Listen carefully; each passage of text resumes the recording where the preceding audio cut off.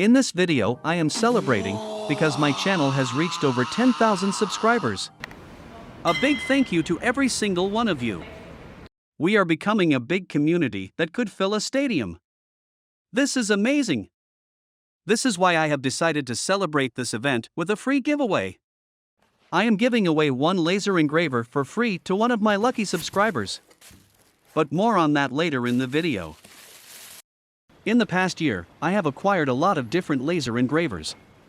In my previous videos, I have done a lot of tests with all of them, and we saw that between the machines, the cutting and engraving performance differs a lot. But on the other hand, they all fall in only two categories. Their optical output power is either 5 or 10 watt. How can this be? I wanted to know if the manufacturers really claim the true optical output power, so I got an optical power meter to test all of them. I will test the Sculpfun S9, S6 Pro and S6. The xTool D1 with the 10 watt module, Ortur Laser Master 2 Pro. The Ortur Aufero 1, with all 3 laser modules, the Comgrow Comgo Z1, a few different Atomstacks, the Atomstack A5, A5 Pro, A5 M50 Pro, and the A10 Pro, which is also called the X7 Pro. I will also test if moderate use of the laser will degrade the module's output power, as I will compare a brand new Sculpfun S9 module to the one I have used extensively for approximately 50 working hours, with more than half of them being at full power. Prior testing, I cleaned all laser modules with a cotton swab and isopropyl alcohol to ensure that the lens is clean. Isopropyl alcohol is great for cleaning the lens as it leaves no residues on the lens. Cleaning the lens is recommended every few hours, depending on the type of material being engraved, and it also depends on the type of laser module. Some modules have better air management and cleaning the lens can be done less often than with some other modules. Power measuring shouldn't be done with a focused beam as the laser beam could damage the measuring probe. Therefore, I have decided to test all laser modules 20 mm away from the optimal focus. This should help with the consistency of the results. We will measure the stable value after a couple of seconds when the probe stabilizes. The probe is not ultra accurate, but it is good enough to do a simple comparison to see the differences between the machines. Now let's see the results.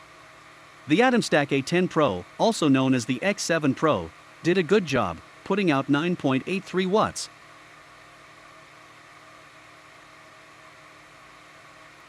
Its little brother, the Atomstack A5 M50 Pro, did even better than advertised.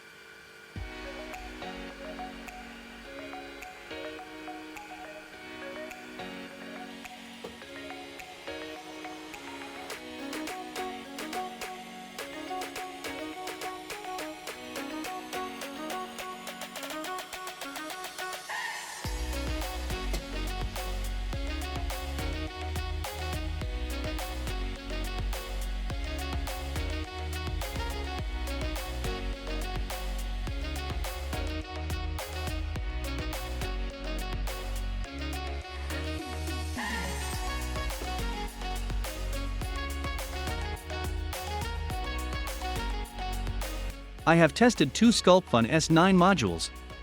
First one was a brand new one that was never used. The second one is the one that I have used extensively for approximately 50 working hours, with more than half of them being at full power for hours at a time. Its result was even better than the new one.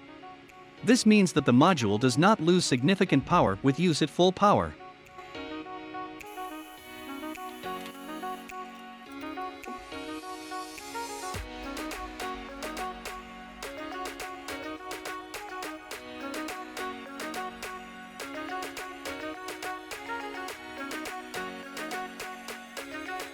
The Sculpfun S6 Pro is a much better cutter than the S6, despite having a bit less output power.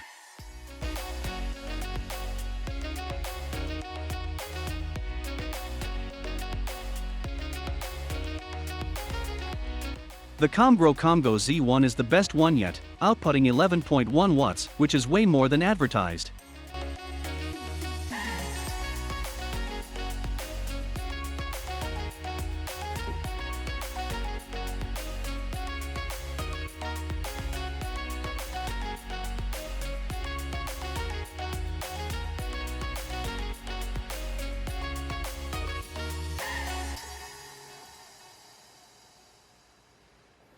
the Neje was feeling a little rebellious.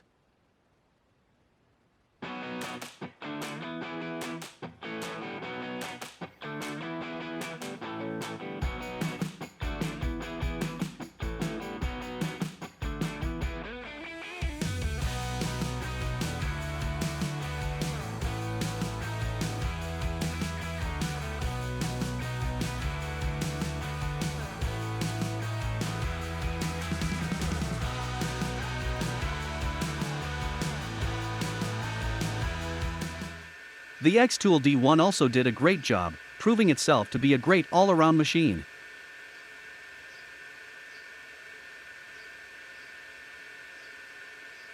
Here is a full table of results.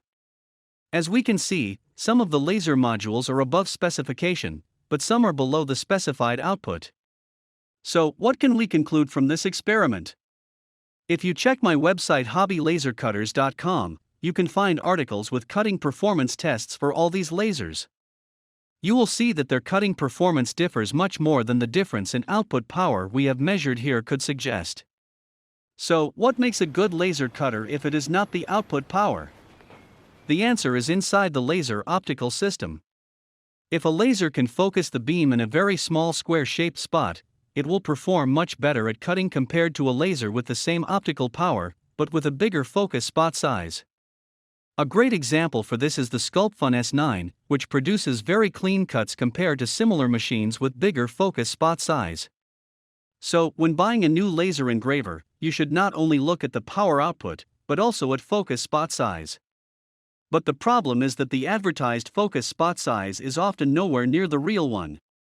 This is why I am running my website, where I also measure the focus spot size of each laser I test. You can have all the necessary objective information needed to purchase the best laser engraver for your needs. And now let's talk about the giveaway. I was left with a brand new Sculpfun S9 laser engraver that I don't need. And I am giving it away for free to one of you. To enter, all you need to do is to register in the giveaway form in the video description. Don't forget to click the confirmation email you will receive in your inbox. You can share the giveaway and invite your friends and perform other tasks so you can get more entries for increasing your chances of winning.